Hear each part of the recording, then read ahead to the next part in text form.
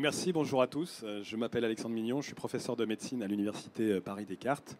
Si on peut lancer ma présentation. La santé, c'est un sujet qui vous passionne tous, parce que quand on vous demande qu'est-ce qui compte le plus pour vous, pour votre famille dans les prochaines années, la première chose que vous nous dites, c'est d'être en bonne santé, et de ne pas être malade et de vivre le plus longtemps possible dans les conditions les meilleures possibles. Donc à Paris-Descartes, on a créé un laboratoire qui s'intéresse à former les professionnels de santé aux meilleures pratiques médicales. Il s'appelle Illumins. I, c'était pour Steve Jobs, dont on a un peu parlé tout à l'heure. Laboratoire universitaire médical enseignement.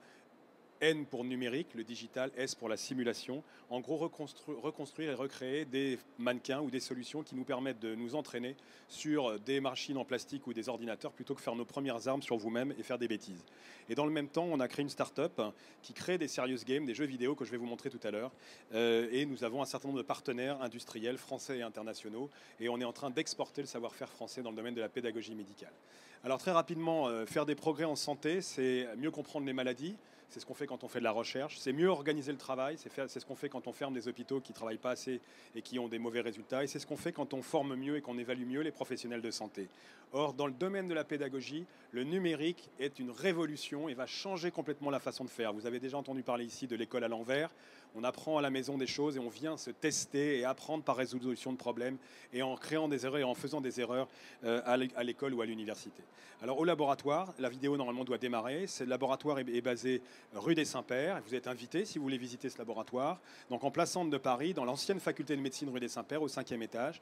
Et là, nous mettons à disposition pour tous les professionnels de santé en formation initiale ou en formation continue des objets qui permettent d'apprendre à faire une perfusion, un accouchement, de faire une ponction lombaire, de faire regarder dans les oreilles et de le faire sur des mannequins en plastique plutôt que de le faire sur vous-même.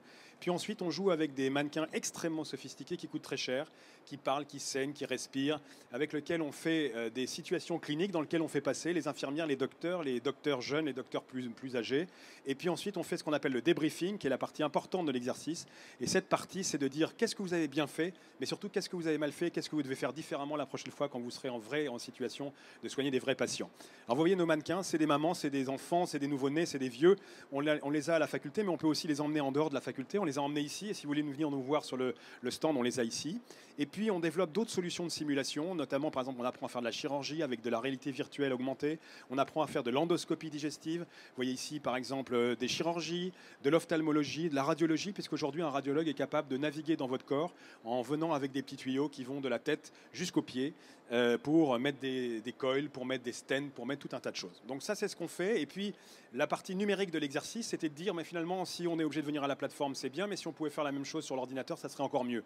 Et donc on a commencé à développer des solutions numériques qu'on appelle serious game, jeux sérieux, où en fait on reprend les vertus du jeu. Les jeux c'est addictif, on a envie de venir, on a envie de progresser, on a envie d'être le meilleur, et on va mettre à disposition tout un tas d'animations qui sont plus des jeux de guerre ou des jeux de voiture, mais des jeux de santé.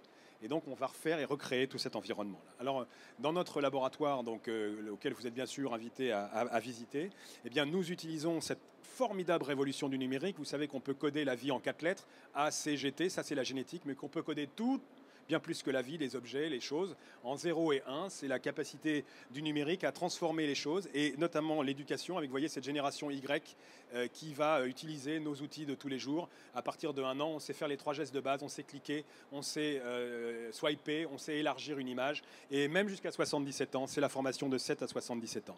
Alors nous, on a appliqué ça à la formation de... Si ma diapositive peut passer, elle est bloquée, je ne sais pas ce qui se passe, merci de me la passer. Voilà. On a appliqué ça à la formation du grand public, et notamment on a créé un site internet sur lequel vous pouvez aller vous former aux gestes qui sauvent en cas d'arrêt cardiaque pour quelqu'un de chez vous ou proche de chez vous. Donc on apprend à faire sur une petite expérience où un voisin de votre bureau va tomber par terre, et là vous pouvez venir le faire sur notre stand. On apprend qu'il y a 3 gestes importants: j'appelle au secours, le 15 en France, le 911 aux États-Unis et d'autres numéros dans les différents pays où on a customisé cette expérience. Puis ensuite je commence le massage cardiaque, je chante la chanson des Bee Gees, Staying Alive, qui a la particularité d'avoir une fréquence à 100 battements par minute, qui est la fréquence recommandée pour le massage cardiaque, et j'utilise une petite machine qu'on appelle un défibrillateur automatique et qui peut sauver des vies. Donc ça, c'est un premier site, Staying Alive. Ensuite, on a eu un deuxième site pour l'accouchement qui s'appelle Born to be Alive. C'est des souvenirs de ma période disco. J'avais plein de cheveux et des pantalons pas de def. Et donc, en pratique, ici, c'est un site un peu différent où une future maman apprend qu'est-ce qui va se passer quand, après 9 mois d'une grossesse heureuse, eh ben, elle va avoir les premières contractions.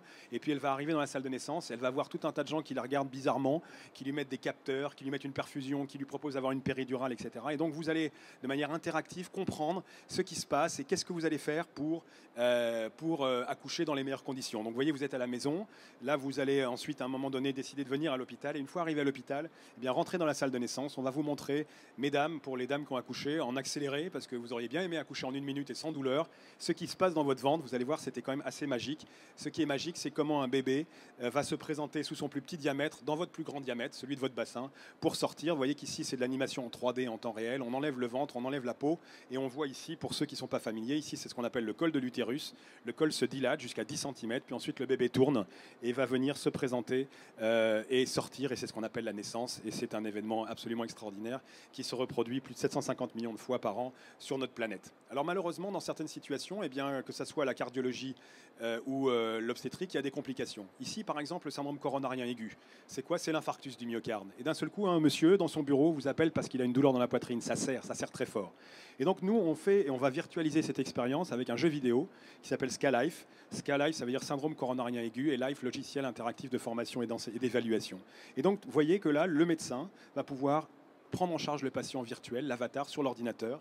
Il va pouvoir l'ausculter, il va pouvoir l'examiner, il va pouvoir lui faire un électrocardiogramme, il va pouvoir lui donner des médicaments, il va pouvoir le perfuser, il va pouvoir faire la médecine, exactement celle qu'on attend de lui, parce que dans cette pathologie, il y a des recommandations internationales qui s'appliquent à tout le monde, et qui s'appliquent à Paris, comme à Londres, comme à Tokyo, comme à Brasilia. Et donc, en pratique, vous voyez que ces solutions virtuelles, elles vont nous permettre de décliner la formation et même de l'exporter. Et on est fiers parce que la France, elle a une belle médecine. Et puis, elle a une médecine qui est encore accessible, je ne sais pas encore pour combien de temps, mais aux gens, à tous les gens. Il y a encore, on peut espérer une médecine, une équité de l'accès aux soins dans notre pays. Eh bien, c'est ce qu'on essaye de faire. Et vous voyez, on exporte une deuxième solution. Cette fois, c'est une solution que je vous présente en anglais. C'est la solution de l'hémorragie du postpartum. C'est quoi l'hémorragie du postpartum? C'est que 5% des grossesses, au moment de l'accouchement, vont se compliquer d'une complication très grave qui s'appelle l'hémorragie. La femme saigne et le saignement ne s'arrête pas. Et à ce moment-là, dans cette situation-là, 1% vont faire une hémorragie très grave et malheureusement, certaines femmes vont mourir. Alors, dans notre pays, ce n'est pas un problème majeur parce qu'il y a quand même, vous devez le savoir, il y a quand même une dizaine de femmes qui meurent chaque année d'hémorragie du postpartum. Dans le monde, c'est un problème majeur. Pendant que je vous ai parlé, pendant les 10 minutes, il y a 10 femmes qui sont mortes de cette maladie. La mortalité maternelle chez nous, gardez un chiffre, 10 pour 100 000 en France, 1000 pour 100 000 en Côte d'Ivoire, 1000 pour 100 000 en Afghanistan, 1000 pour 100 000 au fin fond de l'Indonésie. Donc là, il y a des problèmes. Et là, vous voyez qu'ici, on a virtualisé l'expérience et on a fait une femme enceinte, un obstétricien, une sage-femme, un anesthésiste, et qu'on a la possibilité de voir les gens fonctionner seuls, en équipe, c'est-à-dire que tous les acteurs vont travailler ensemble. Donc là, on a un jeu sérieux qui va devenir de plus en plus intéressant parce qu'il est multi-personnage et il peut se jouer demain en réseau. Et puis enfin, vous voyez que ça, c'est la médecine des gens riches, c'est la médecine de Paris. Mais on est en train de développer avec Google et avec la chaîne de l'espoir des versions pour les pays pauvres, adaptées à une pratique qui est très différente, où il y a beaucoup moins de moyens, mais où finalement 3 gestes simples pourraient sauver des vies. Donc voilà ce que je voulais vous raconter très rapidement sur la révolution numérique, la révolution dans la pédagogie médicale et le fait qu'effectivement la médecine française, elle n'a pas à avoir honte et elle a à continuer d'oser et de s'exporter parce que chaque fois qu'on voyage, et nous on voyage beaucoup dans tous les pays du monde, quand on arrive et qu'on dit qu'on est médecin en France, eh bien on est très bien vu. La médecine en France, c'est une médecine qui a une histoire. Quand vous demandez de citer au moins 10 médecins dans le monde, il y a au moins 5 Français. Il y a Pasteur, il y a Ambroise Paré, il y a Laennec, il y a Charcot, etc. Et puis ensuite, quand vous leur demandez de citer qu'est-ce que c'est les capacités de la médecine française, c'est de délivrer de la médecine de qualité à tous. Et ce n'est pas le cas dans tous les pays du monde. Et pour ça, maintenant, nous amenons une touche d'éducation, de pédagogie, de révolution dans l'éducation, la sensibilisation, la formation, l'évaluation des professionnels de santé. Et puis voilà, et puis je vous remercie pour votre présence et votre attention ici. Merci Alexandre, c'était passionnant.